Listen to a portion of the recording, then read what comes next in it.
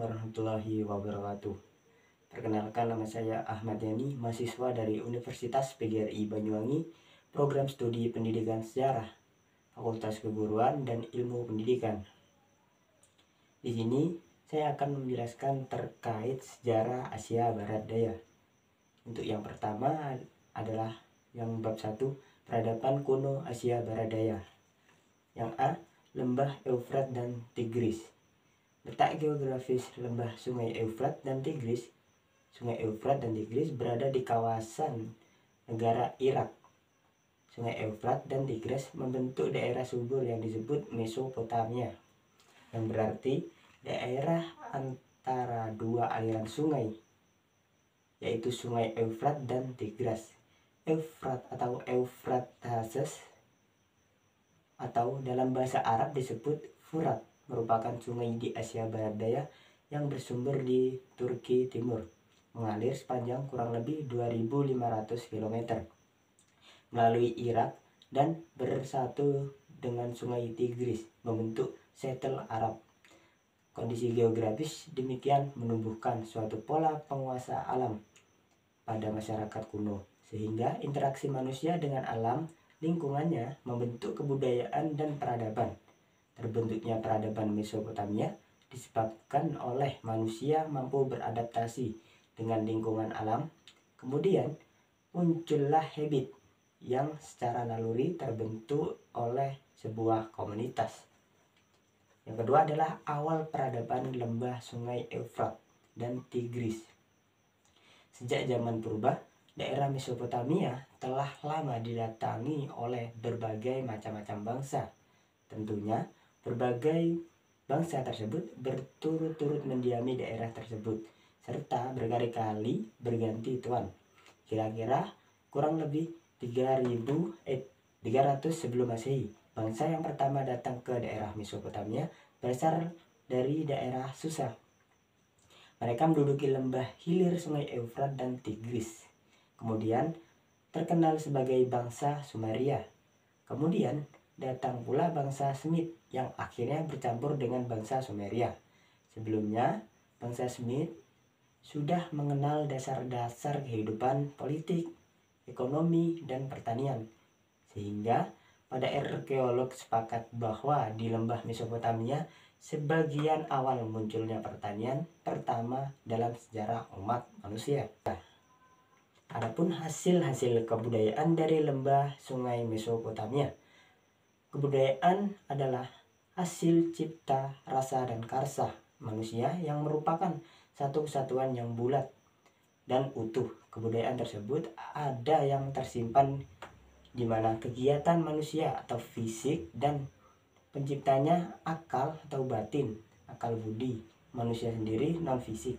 Adapun hasil-hasil kebudayaan yang terdapat di lembah Sungai Mesopotamia sepanjang kawasan Sungai Eufrat dan Tigris adalah sistem pertanian dan pengairan, ilmu pengetahuan, teknologi, aksara, sistem religi. Adapun peradaban Mesopotamia dengan berbagai dinamika yang ada, bangsa-bangsa superiornya telah mengalami keruntuhan yang disebabkan oleh dua hal atau dua faktor, yaitu karena kelengahan di bidang pertahanan dan keamanan militer, juga karena sikap hidup penguasa raja dan tidak mampu mengelola sumber daya manusianya dan mengelola kemajuan yang diperoleh untuk kepentingan bersama. Yang B adalah lembah Sungai Nil, di mana lembah Sungai Nil, wilayah Mesir merupakan bagian yang penting dan tak terpisahkan bagi regional Asia Barat Daya. Penjelasan tentang lembah Sungai Nil merupakan upaya untuk memberikan pemahaman tentang hubungan sosiokultural antara Afrika dengan Barat Daya. Yang pertama, letak geografis. Letak geografis dari Mesir terletak di bagian utara benua Afrika, di mana sebelah utara berbatasan dengan Laut Tengah dan sebelah timur dengan Laut Merah. Sebelah baratnya terdapat negara seperti Libya dan sebelah selatan berbatasan dengan negara Sudan. Mesir sendiri menjadi terkenal dalam sejarah karena kehadiran Sungai Nil. Yang kedua adalah kehidupan di Sungai Nil. Adapun kehidupan yang ada di Sungai Nil seperti irrigation leader to civilization, artinya terbentuknya komunitas penduduk dan sistem politik dimulai dengan kuatnya peran kepala pengairan. Tentunya proses pengenalan untuk pertanian di lembah Sungai Nil memakan waktu yang cukup lama. Mereka mungkin saja dulunya menghuni sungai dan tinggal di lenting-lenting. Ketika dirasakan perlu kehidupan yang lebih produktif dan munculnya kemudian kemampuan penaklukan rawa-rawa dengan teknologi pertanian yang berkembang cukup maju.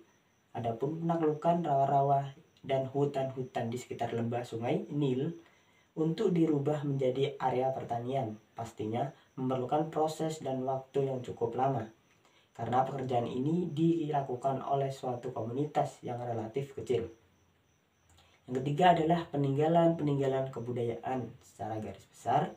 Kebudayaan Mesir antara lain, yang pertama munculnya tulisan, yang kedua sistem penanggalan, yang ketiga bangunan, dan yang terakhir adalah sistem kepercayaan. Yang C adalah lembah Sungai Yordania. Adapun keadaan geografis lembah Sungai Yordania, di mana lembah Sungai Yordan disebut pula dengan tanah kanan atau Sungai Yordan, bermata air di Danau Tiberias. Setelah melalui lembah El Gord, akhirnya bermuara ke Laut Mati. Daerah itu sekarang masuk di wilayah Yordania. Dengan demikian, maka dalam mempelajari peradaban lembah Sungai Yordan ini, karena telah berubah oleh perkembangan politik, dalam mempelajari peradaban lembah Sungai Yordan, kita juga dapat terkait atau wilayah negara lain seperti negara Palestina dan negara Israel, yang mana disebut bahwa negara Yordan mencakup lahan sebelah timur Sungai Yordan yang disebut tepi timur.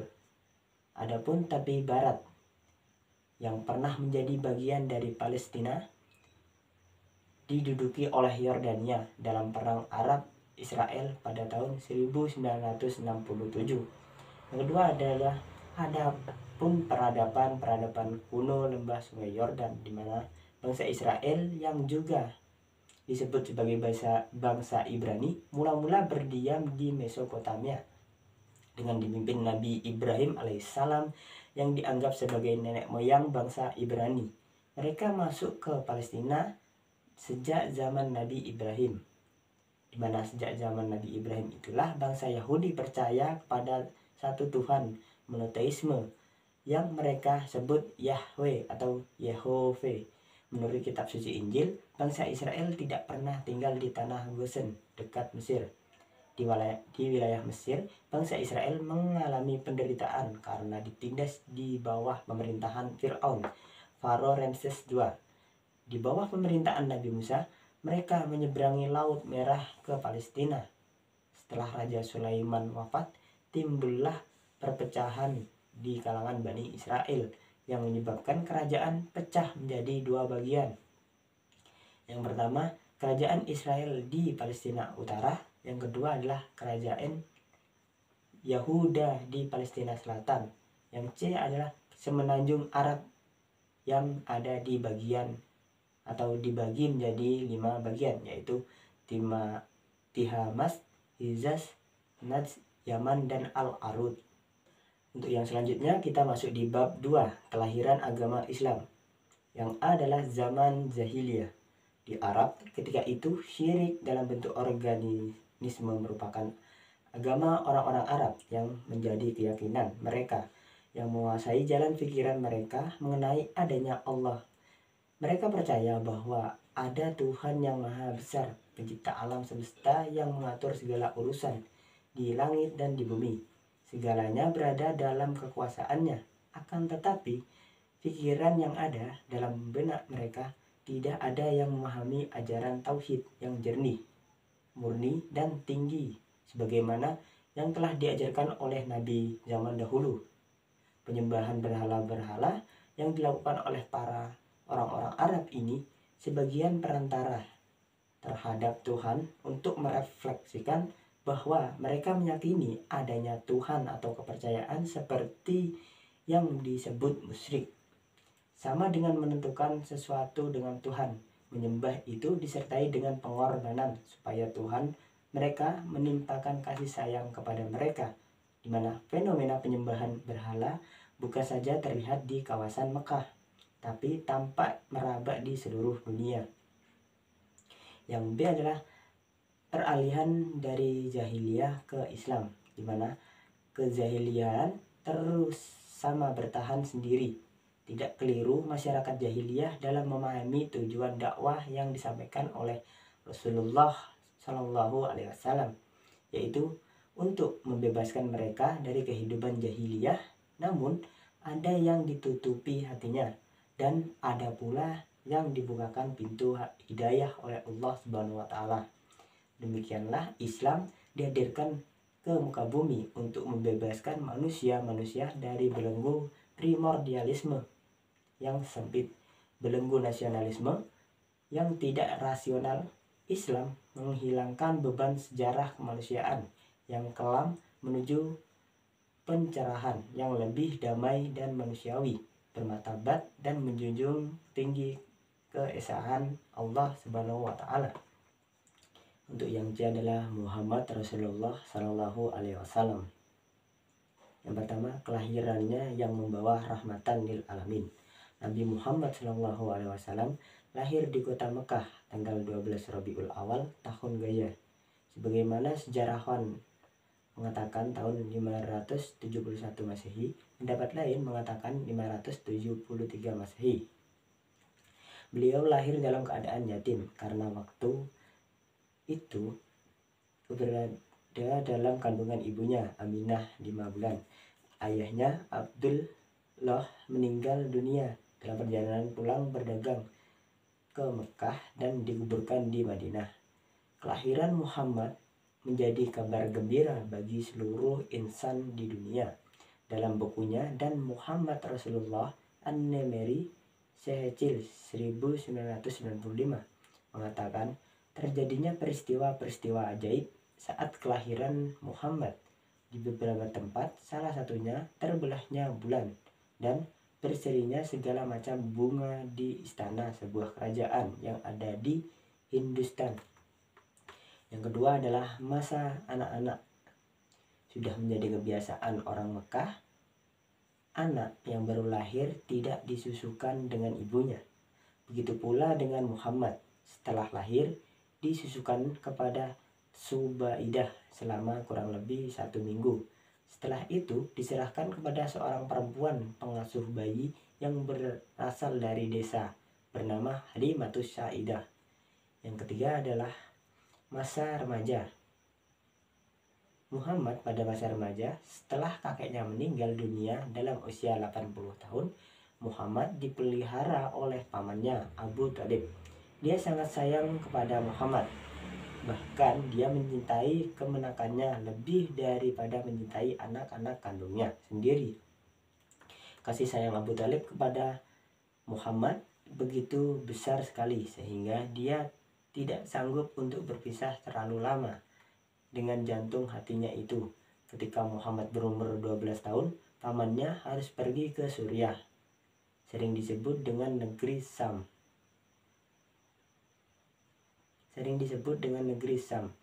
Untuk urusan perdagangan. Perjalanan ke sana memakan waktu beberapa bulan. Yang keempat, masa dewasa. Orang-orang Mekah tentunya terdiri dari pedagang dan pengusaha. Muhammad diikutsertakan dalam perdagangan. Pamannya Abu Thalib dalam berdagang beliau sangat lurus hati dan jujur. Bicaranya sangat hormat serta teguh sapanya menanti hati seorang. Segala tindakannya sangatlah bersih dan terus terang. Orang jujur seperti Muhammad sukar untuk dicari. Sikap jujur dari Muhammad itu bisa disebut dengan sidik. Yang kelima adalah kerasulan dan tantangan yang dihadapi. Pada suatu malam tanggal 17 Ramadan tahun ke-40 dari kelahiran Muhammad, tiba-tiba gua yang ditempatinya itu menjadi terang benderang yang memunculkan cahaya yang bersinar dan menerangi seluruh ruangan. Dalam gua tersebut Gunung itu kemudian disebut Jabal Nur. Peristiwa itulah Nabi Muhammad mendapatkan wahyu pertamanya dari Jibril atas perintah Allah Subhanahu wa taala.